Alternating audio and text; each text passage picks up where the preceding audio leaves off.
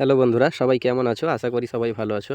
আজকের ভিডিওতে আমি দেখাবো যে আপনারা কিভাবে আইআরসিটিসি অ্যাপ্লিকেশন থেকে আপনারা রেলের টিকিট বুক করবেন। তো সেই হিসেবে আমাদের কিন্তু আগে আইআরসিটিসি অ্যাপ্লিকেশনটি ওপেন করতে হবে। আইআরসিটিসি অ্যাপ্লিকেশন ওপেন করার পর এই যে দেখতে পাচ্ছেন ট্রেন, এই ট্রেন অপশানটাতে টাচ করতে হবে। এখানে টাচ করার পরে ঠিক এরকম একটি ইন্টারফেস চলে আসবে। এরকম ইন্টারফেস আসার পরে আপনারা এখানে এই যে দেখতে পাচ্ছেন বুক টিকিট, এখানে টাচ করবেন।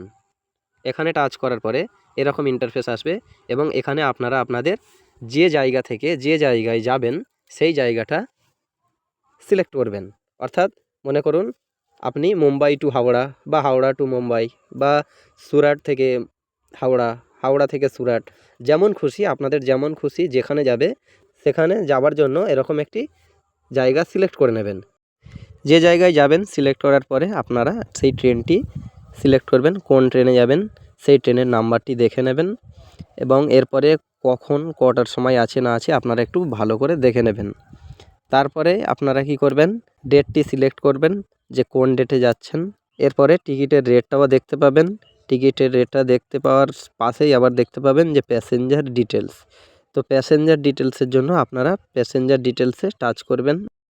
প্যাসেঞ্জার ডিটেলসে টাচ করার পর এরকম ইন্টারফেস আসবে। এখানে আপনার যে ব্যক্তি যাবে সেই ব্যক্তির নামটা টাইপ করবেন এবং সে মেল কিংবা ফিমেল কি না সেটাও টাইপ করে দেবেন।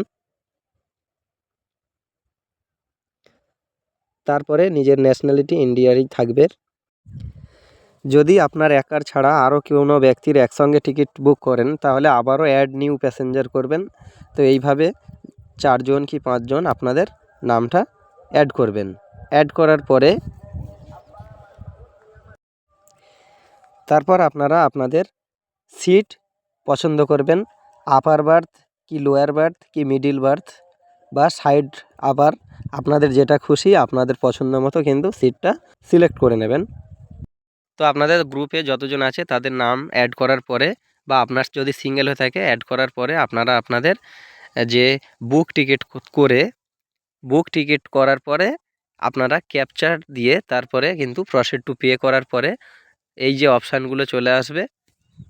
তো আপনারা যেটা খুশি সিলেক্ট করতে পারেন পেমেন্ট করার জন্য, ফোনপে বা নেট ব্যাঙ্কিং বা এটিএম, যেটা খুশি আপনারা কিন্তু সিলেক্ট করতে পারেন। তো আমি ফোনপে থেকে করছি, তো ফোনপে টাচ করলাম। ফোনপে টাচ করার পরে ফোনপে আইডি এবং পিন দেওয়ার পরে টিকিটটা কিন্তু বুক হয়ে গিয়েছে এবং সেখান থেকে ট্রানজ্যাকশান হয়েছে।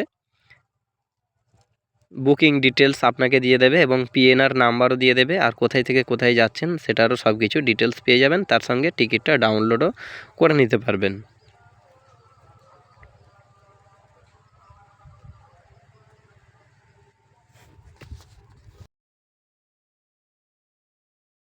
এরপর যে পিডিএফটি ডাউনলোড করেছেন এটা আপনারা সেভ করে রেখে দেবেন এবং এটা ট্রেনে টিটিকে দেখাতে পারেন। তো আজকের ভিডিও এই পর্যন্ত।